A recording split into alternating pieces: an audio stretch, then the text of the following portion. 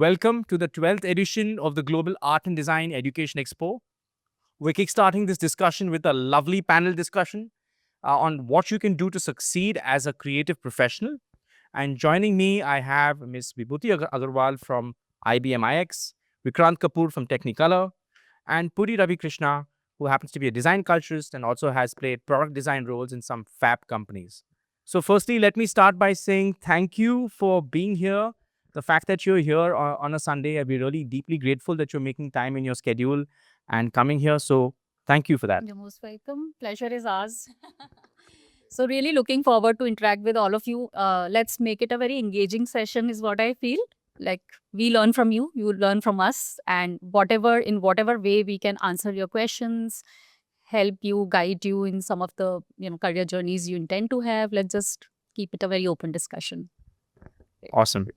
So, to kind of give some context, what I will request each of you is to give a small, brief introduction about your background in terms of what did you study, a little bit about your career journey.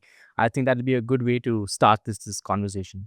So I think like many of us in India, I also started with one path and turned up doing something very different eventually. So 23 years in the industry now, started my career in 2000. So I was totally immersed in coding. And that was the era when we did not, when it came to design, what we knew was mainly graphic design and web design. That was not the era where we were having lot of formal design education, interaction design or UX design education, right? So I worked as a programmer for 1 year, but that was when I realized that this is something that I cannot do all my life.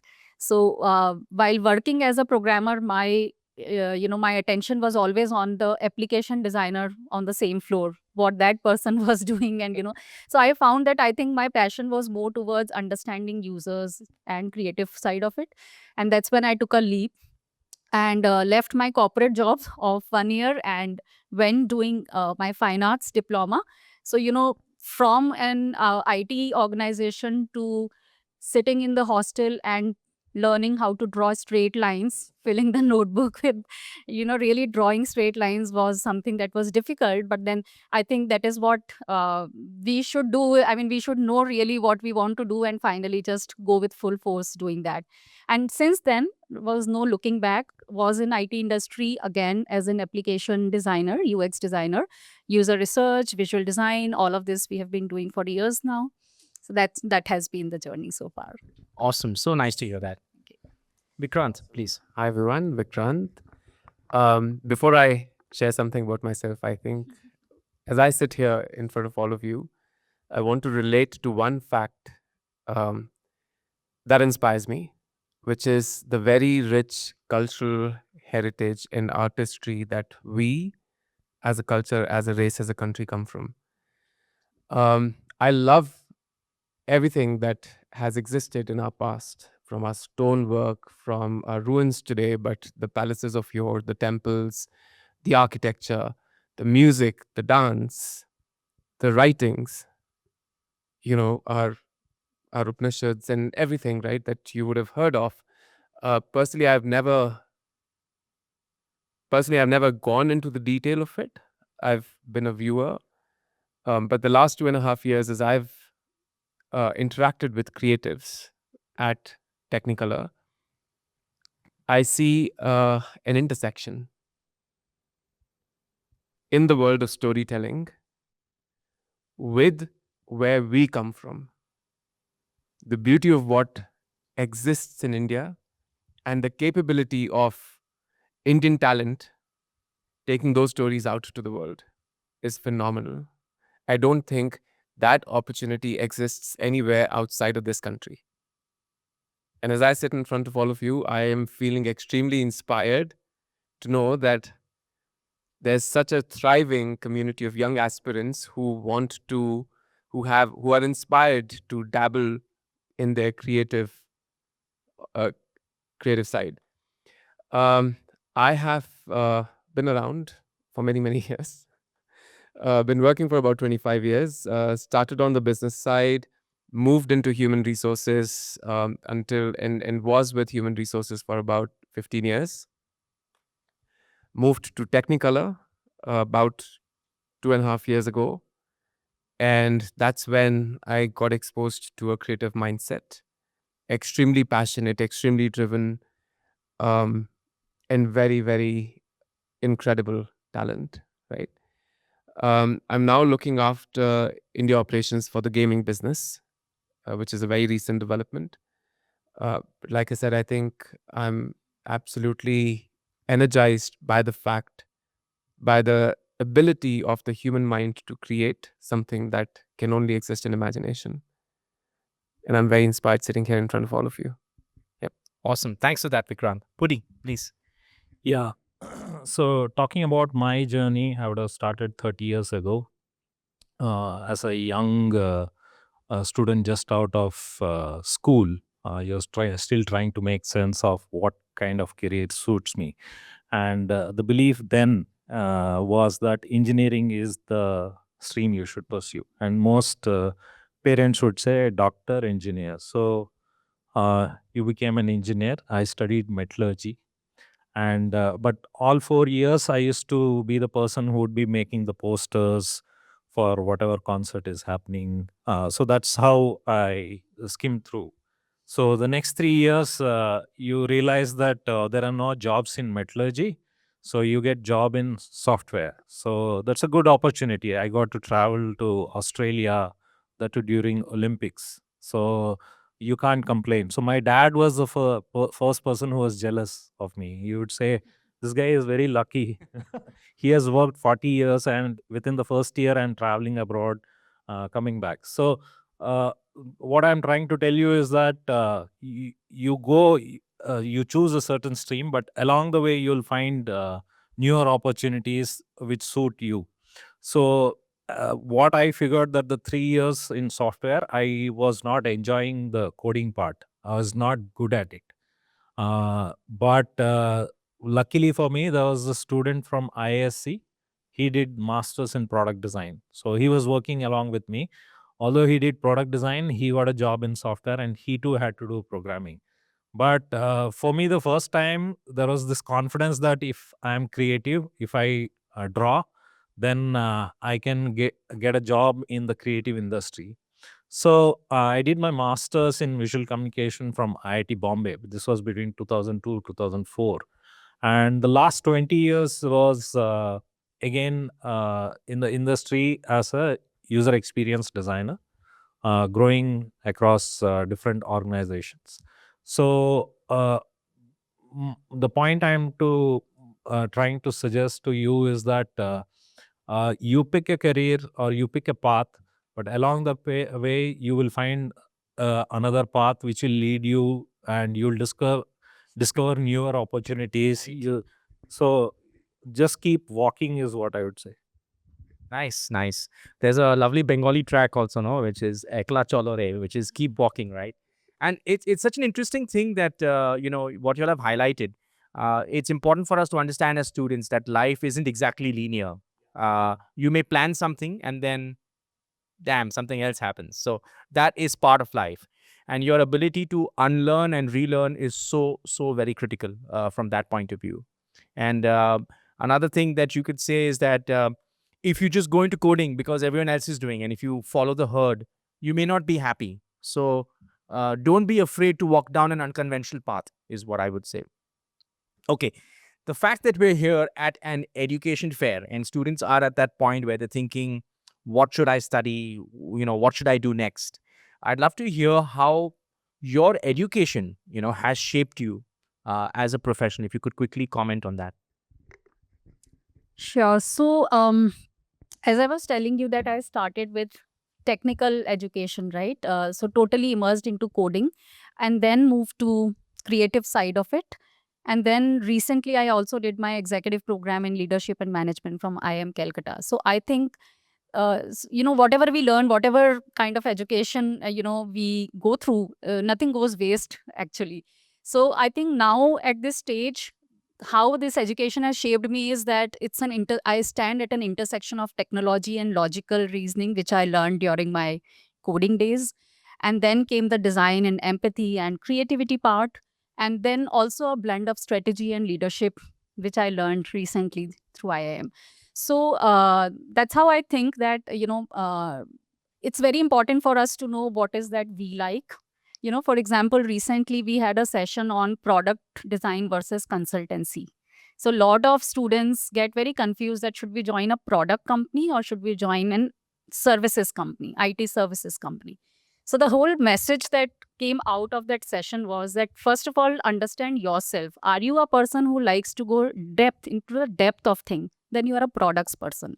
If you are a person who likes challenges, clients, different domains, different industries, every month, 1 month we are working with banking, the other month we are working with healthcare, and then some oil and gas. So if you are a person who likes the challenges of interacting with different domains, you like consulting as a service, then you are a consulting person. So I think, first of all, regardless of the education that you are taking, you really need to understand what is that you like. And that understanding can be after 1 year of your career, 5 years, even after 10 years, people change their careers. I mean, I think we are going to listen to Vikrant, who said he came from HR to gaming industry. I mean, that is so different. And that too, 2-3 years back. So at any point of time in your life, you might understand that, okay, this is not me. My liking stays somewhere else. So yes, I think, but then education really shapes you and your profession the way you are. Nothing goes for waste, is what I feel. Honestly, thank you so much for saying that, because I was going to hand the mic over to Pudi to talk about. But then I realized that coming back to gaming, I'm probably going to finally realize my artistic dreams from when I was a child. Um, I've always tried to be an artist. As a child, I would write, I would paint, I would draw, uh, try my hands at calligraphy, but never good at anything, because there were so many things, so many exciting things to do, right, from a creative perspective. And then there were studies, which I always found to be a tough balance. Eventually, I'm talking about 1996. That was when I went to for my 12th standard, and I had to make a choice. So the choice was in favor of uh, engineering, like most of households at that point of time. It was a bad choice. It was an absolutely terrible choice. I probably shouldn't have. But then I didn't do engineering either. I went and studied hotel management just to prove a point to myself. So really, by the time I went to school, went to college, I was absolutely muddled up. This creative person who wanted to do his creative thing and was just trying to find different ways to wriggle out of a normal social expectation of doing engineering or becoming a doctor. 25 years hence, I cannot be more excited about what lies ahead of me.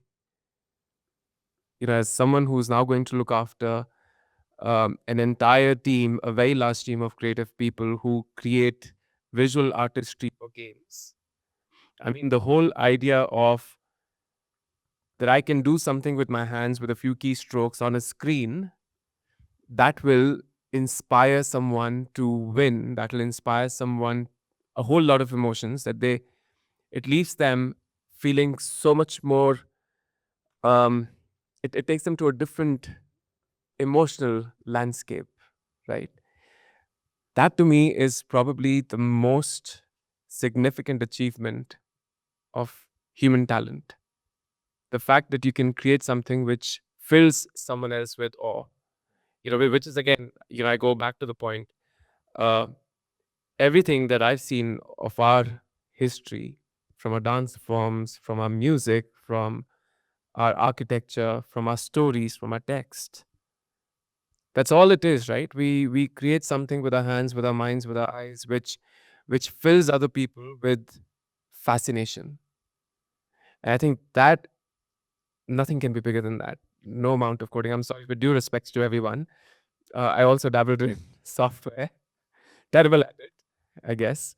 The creative in me was always wanted to break free, but I think for folks who want to create, they will always find a way.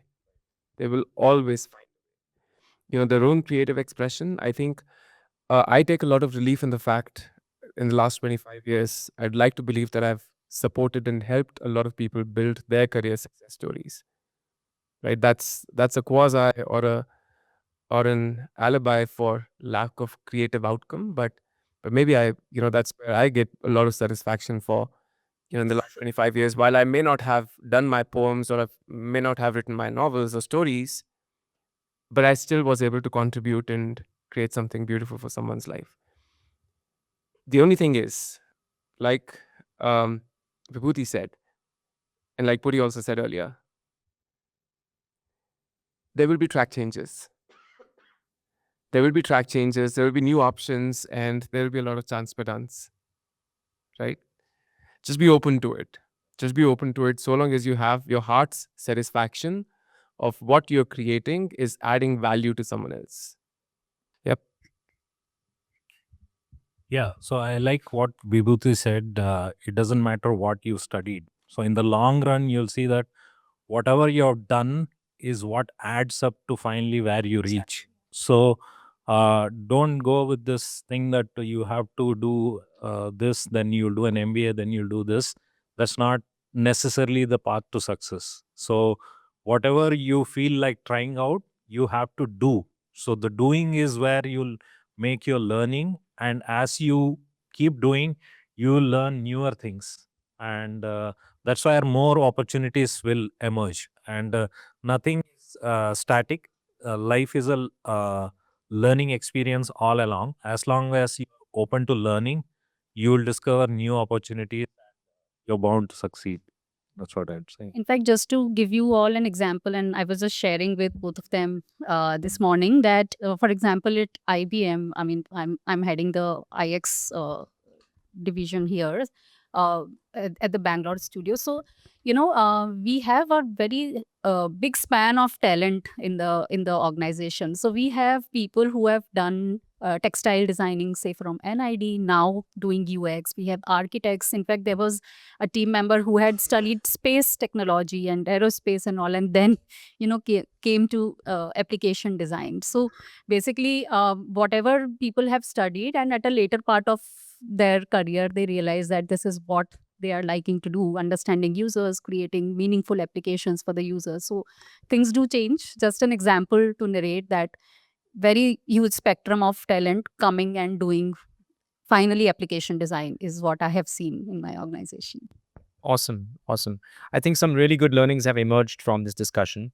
And I think this is a good time as any to really talk about some trends that you're seeing. And, when you're talking about trends that you're seeing, do answer it from the perspective of the domain that you're operating in. So maybe you can start, Sure. So I think 2025 or even 2024, any answer to this question will not be there without talking about AI. So artificial intelligence definitely is a trend.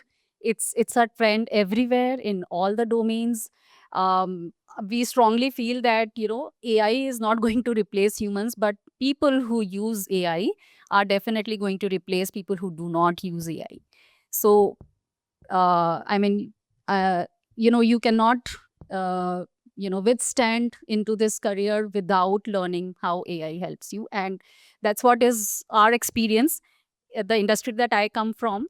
So we really take AI as a partner, as a friend, not as somebody who's going to replace us, because we think that AI helps us doing some of those mundane tasks and leave us, the creative people, more time and energy to do more meaningful things where human touch is needed. So for example, in our design process, for example, we are using AI these days a lot as an accelerator. So we do a lot of user research. Just giving you an example, suppose we are trying to create an application for a bank, right? We first go and try understanding what their customers are using their application as. So we go to the rural areas, the urban areas, try to understand what the customers are using the application for.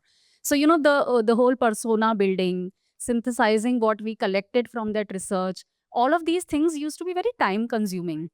And these are the areas where now we are leveraging AI. That okay, AI now, and leveraging our own internal Gen AI platforms. So that's where we are taking help. That okay, create a persona. This is what is the problem statement. Can you create a persona for us? Now this is, we conducted 50 interviews. This is this is what we got from the interviews. Can you synthesize it for us? So that way, I'm giving you an example of how we are using AI to accelerate the whole process and giving us more time to think of the solutions which are more human centric. So that's a very very common trend in the industry for us. Apart from that, I don't think here, looking at the kind of persona of the audience that we have, I should get into the more details. But yes, AI personalization, hyper personalized solutions is a big trend. The recommendations that you give, the AI gives a recommendation based on the content and the data we collect. It's a huge trend for us, definitely.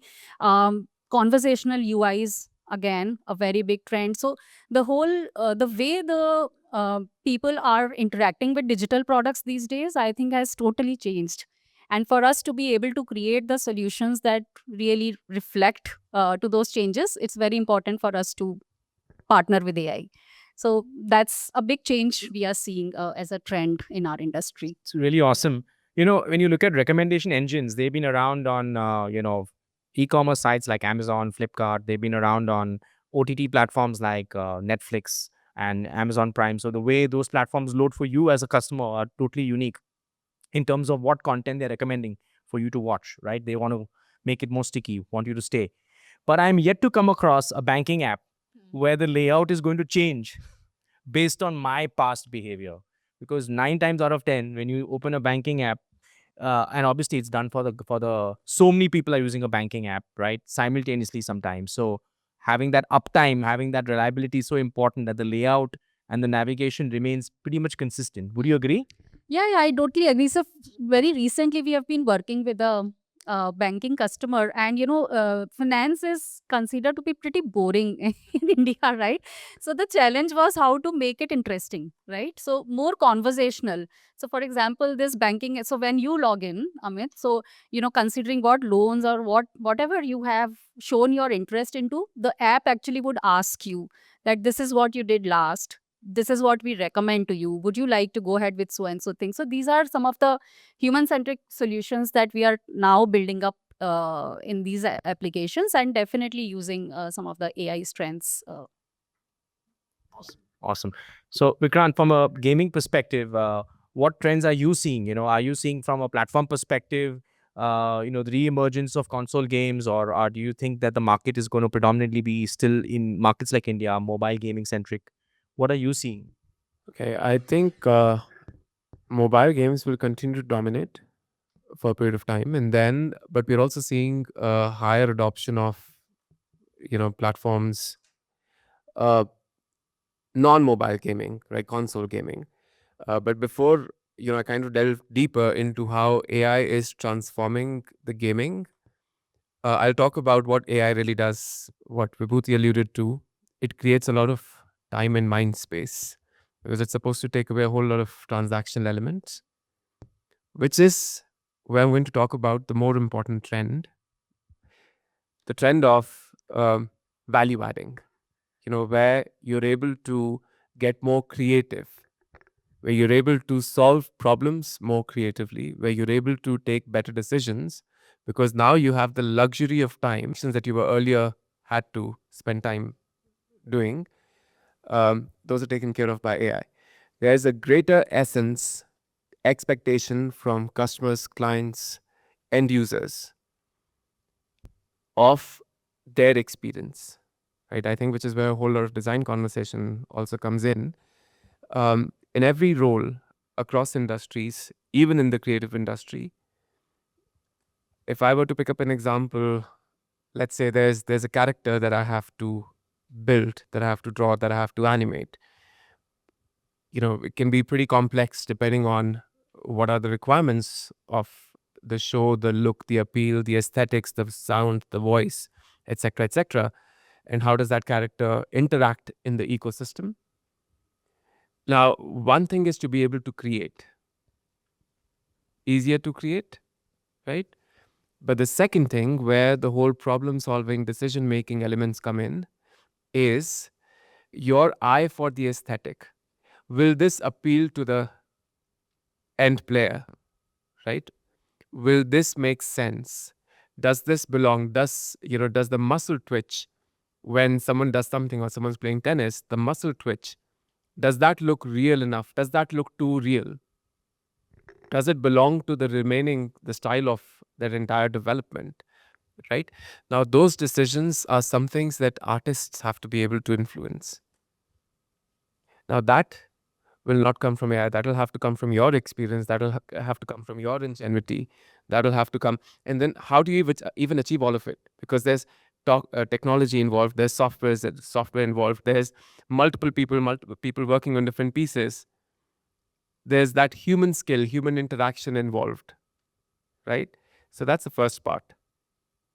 Definitely have to. There's an expectation from the ecosystem for us to be more ingenious, more creative, better at solving problems, figuring out alternate solutions, collaborating, right? The human element has become or is expected to be much more stronger.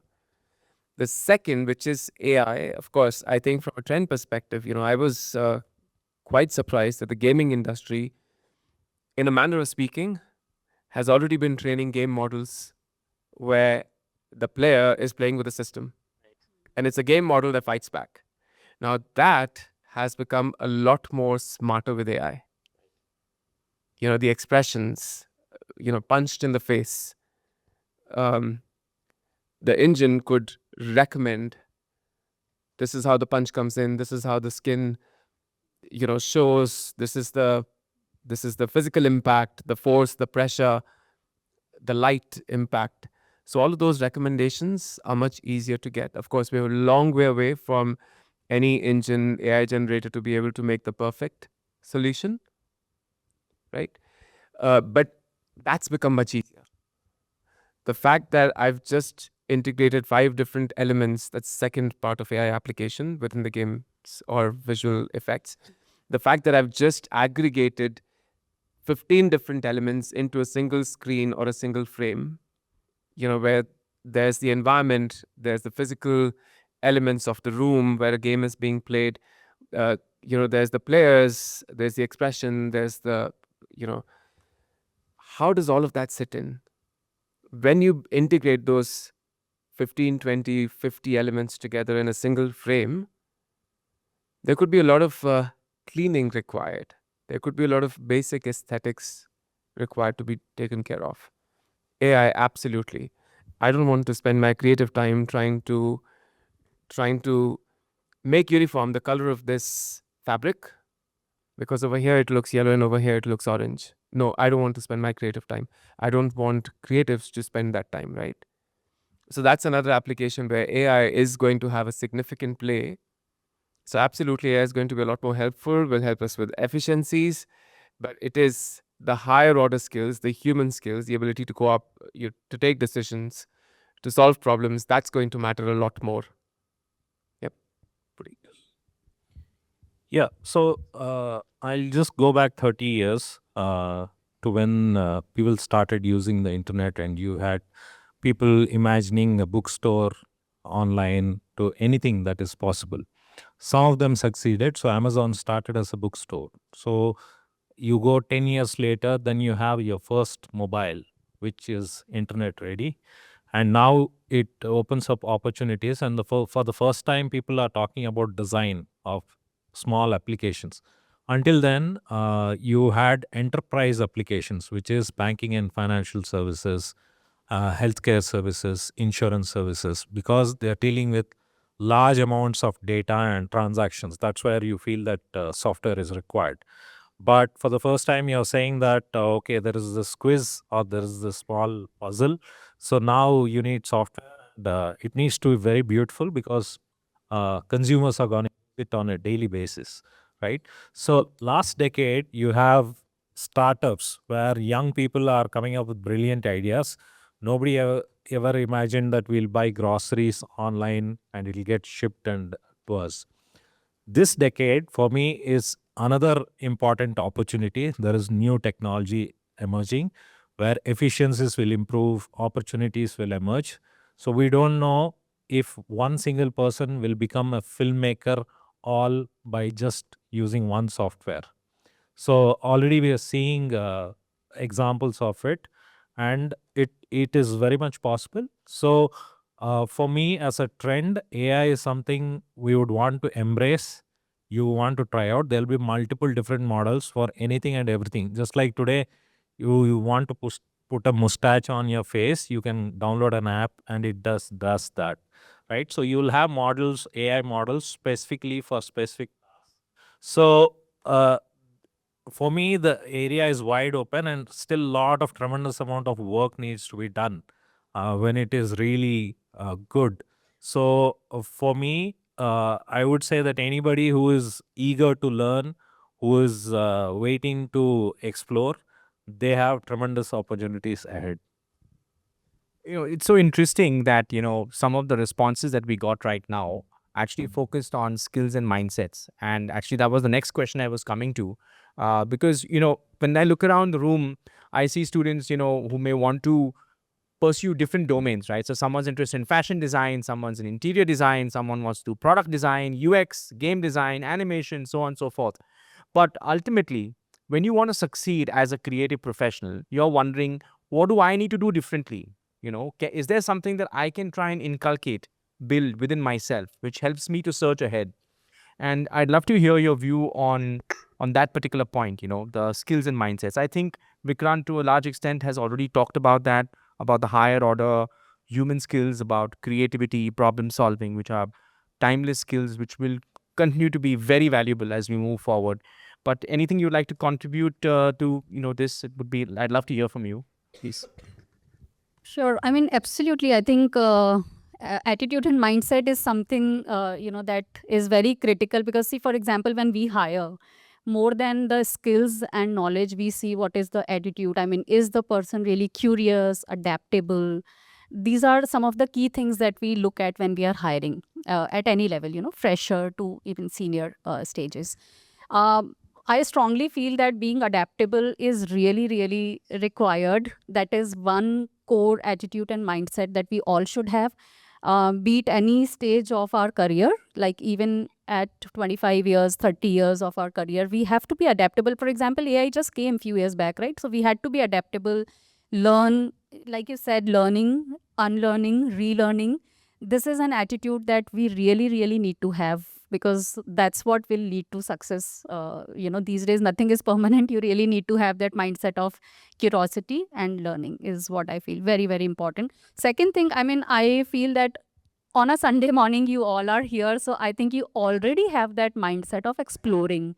So exploring first of all, exploring yourself, what you want, and then exploring what is happening in the industry. So I think you people already have that mindset of networking, meeting industry leaders, exploring what is happening in different industries. So that's an attitude you would always need across your career. So being adaptable, always ready to explore, always learning from your failures and working towards it. I think these are few very critical mindsets that will go long way. I'll keep it short. Absolutely. Thank you. Pudi, would you like to go next? Yeah. So I would say, adding on to what Vibhuti already said, I would say that the attitude should be of learning, lifelong learning. Don't assume that you'll study for 4 years and that will come in handy for the next 20 years. No. So every 2 years, you'll be, even if you're a programmer, you're expected to learn a new language. So that is in keeping with the times that you have to keep adapting to the next opportunity, the next level that you want to progress towards. And in terms of the overall mindset, it should be about, I would say, adapting and being curious. That should be the way forward for you to move. Thank you. Vikrant, you like to add anything? Yes, I think a lot of important points around networking, learning, adaptability. I do want to go back to the point on AI because that's something that sometimes also frightens me, especially in the creative world or even otherwise. It's the thing about muscles, right? When you stop practicing a muscle, that muscle becomes weak. While AI is going to make a lot of things easily available to us, you may have to think lesser, you may be able to do things faster. Don't stop practicing that thinking muscle. You can use AI to challenge you, but don't let it replace your thought process. Don't let it replace the hard work, the research that you anyway must do, because the moment you stop practicing that muscle, it will become weak. And you will lose your cutting edge over competition. So that's definitely something you don't want. So which is why use AI in a way which it can challenge you, it can take away your transactional work, but you still retain the decision making, the thinking process. Those muscles have to be solid, impactful, and keep going bigger. Yep. Awesome. So think of it as AI square, right? So it's artificial intelligence coupled with your own intelligence. So don't suspend that at any point. I think it's been a lovely discussion where we've talked about such interesting points. And at this point, I'm going to move to a quick fire round. Okay, now I want all of you to give us really simple single word Give responses. a mic to him first of all. Yeah. He's allowed to. So there, Okay, is there a buzzer? Is there a buzzer? no buzzer, no buzzer. Everyone will get a chance to speak Okay. on that same point. Okay, it's not about who answers first. Okay. It's about diverse perspectives coming out, right? And to keep it fair, we like each one of y'all to have a go of who goes first. Okay, so for the first question, you can please go first. Now, looking at people you've hired in recent times, people who have done well after you've hired them, what is that one trait that they all had in common? Okay, I'm thinking now. So, I think people whom we have hired so far, there is that one trait that they come with a very strong mindset of this is what we have learned, this is what we are good at, and they would actually want to explore that side of the skill set when we get into project allocation and all. So I'm really, I can really relate that that's a commonality that I'm seeing in the new hires. Awesome. Yeah. Awesome. Vikrant, Passion and courage. That's what I look for. And that's the people more around me. So I can think of attitude. This was something I observed with a girl who I had, and immediately she caught the attention of the entire org purely by the way she spoke with clarity and all. So I think it's more about your attitude about how you want to be seen. That would stand out. all right. So, Vikrant, for this one, you go first. All right. What's the biggest misconception that people have about creative careers? It could be big, it could be common. But what's a misconception that people have with respect to creative careers? Wow. Should I? I loved it. Go ahead. Okay. So, since you are. That is high paying. Okay. I'll come back to this point though. Okay. Yeah, so there is this misconception that artists who don't get paid well and other things. So for me in '94, that was the decision where picking up BFA and engineering, I assumed a lot of things and I didn't pick BFA. But along the path, I will say that it was a misconception. Okay, so you will get paid based on the quality of output that you are able to generate, and it won't happen immediately. You have to be the best in the industry to get to that place. So don't be under this misconception that creatives don't get paid well. I will say that if you are creative, you can get really exorbitant amounts like a CEO. Awesome. Please. So I just came across a LinkedIn post 2 days back where it says design ही तो करना okay, I'll do it in Hindi that it says भाई 5 minutes में कर दे. So design, it's just design, do it in 5 minutes. So that's a misconception. Design cannot be done in 5 minutes. It is something that needs very core research. It is something that needs you to understand whom you are designing for, to understand the problem that you want to solve. So that's a very big misconception. Even in our industry, in our organizations, we hear it from some of the leaders as well, that, it's just a design. I mean, do it quickly and our developers are waiting. So that's a misconception. Great. Pudi, now you go first. Okay. According to you, what comes first? People or process? I would say people. Okay. People. Yeah. Wait, So, very always. Yes. Hands down. All right. Okay. so Now, Vibhuti, you go first. Yeah. What skill or attribute do you value most in yourself? Okay, so I think empathy is something that I value most, because I think in this profession, empathy is something that you really, really need.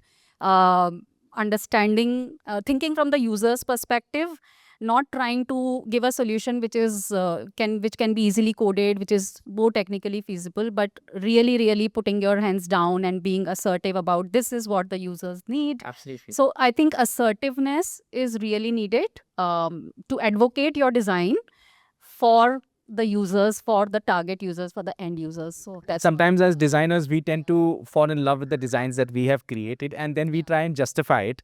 But it's important to be grounded and empathetic. Right. That is also very important. I think striking a balance between what users want, so impact on users, as well as what is technically feasible. I think we should not be unfair to the developer community as well.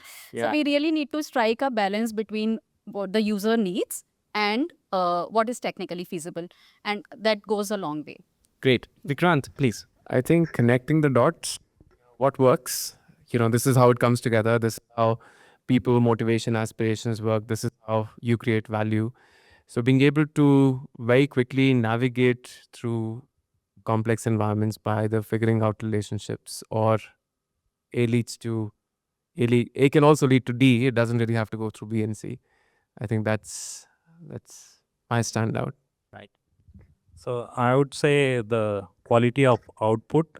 You're very conscious about the kind of output that you want to deliver. Nobody is asking of you, but it's the benchmark that you set for yourself. So I would say that certain people spend more time trying to do the right thing. That way, you will stand out. I remember reading about how Steve Jobs was so fanatical about the inner circuitry also looking very neat and beautiful, even though customers would never ever see it. It's just that he wanted it to be elegant. It's so interesting. Okay, now Vikrant, you can go first. Okay, Easy one. yeah, this is an easy one. I promise. What's the biggest mistake a person can make in an interview? Being too over prepared. Too over prepared. Yeah. There is Yes. such a thing. I think sometimes we pay too much emphasis on what we're going to respond to during an interview, and we forget to be who we are during the interview, because we're trying to become the person we thought we would become in the interview. So that takes away from the realism of that discussion. You're constantly rehearsing, you're planning, you're expecting the interviewer to follow a certain line of thinking, questioning, you expecting that you will drive the interview. It's not how it really goes, right? Because an interviewer is also a living, breathing person. I think the second mistake that I made is giving too much emphasis, or letting myself getting intimidated by the interviewer, because after all, the interviewer is also a person in flesh and blood as I am, not much different from me. Therefore, is a person that I can actually interact with as an equal. So these are the two things that I probably didn't do right early on in my careers, and would recommend. Thanks. Yeah, so I would say that you can take the initiative to lead the conversation your way based on what keywords that you are using for your answers. So don't lead the interviewer in the wrong path. So as long as you are able to lead him through the narrative that you want him or her to be able to go through. So Interesting. you can drive the conversation, is my point. Awesome. I think as the question was about the mistake that Yes. a person does, so I think a lot of self marketing at times people do, trying to show as if, as per the job description, trying to change their own self as per the job description. That's a mistake people do, because I think we should be what we are, even if it doesn't align with the job description that has been given. Don't try to modulate or alter yourself based on what the hiring manager is looking for. Awesome. That's a mistake people often do. Awesome. All right. Puri, now you can go first. And this is the last one. So it's also very, very interesting. So if you could go back in time and tell your younger self something, what would you tell your younger self? Well done, well done. Oh, don't take engineering. No, I think there are no regrets for me, Yeah. because every step you take forward will lead you somewhere. So it's when you don't do anything, there is a problem. So I see a lot of people saying that I'm thinking of doing this, but they're not actually doing. The people who are doing, they already taken the first step. So go with take that first step. Yeah. Please, Vibhuti. I think I would have said that, go ahead with your passion. It's not always, break the barriers and just go ahead with your passion. Because I think 25 years back, if I would have gone with my passion towards art and not just follow the stream of, learning advanced computing, getting into an IT company, I would have been a different person. But then I think that's what I would say to my younger self. Awesome. Something similar. I would have told myself, dance like no one's watching. Just dance. Yeah. Awesome. Before we move to the Q&A session, let's give our fantastic panel a big round of applause. Okay.